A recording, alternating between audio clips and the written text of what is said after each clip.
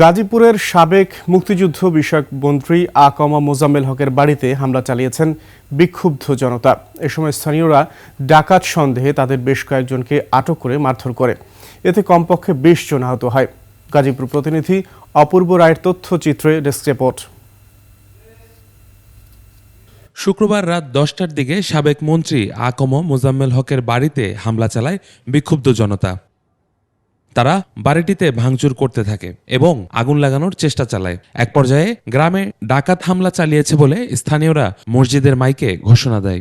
পরে গ্রামবাসীরা লাঠিসোঁটা নিয়ে বেরিয়ে আসেন এবং ১৬ থেকে ১৭ জনকে আটক করে পিটুনি দেয়।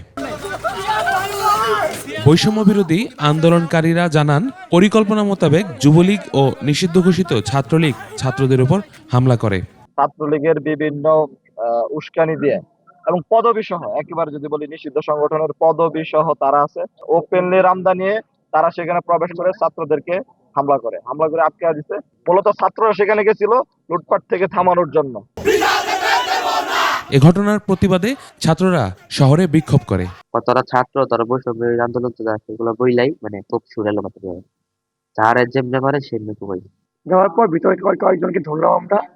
ধরার পর তাদের মোবাইলে দেখলাম যে তাদের মোবাইলে আওয়ামী লীগের কিছু পোস্ট এবং আওয়ামী লীগের মুজিব কোড পড়া ছবি।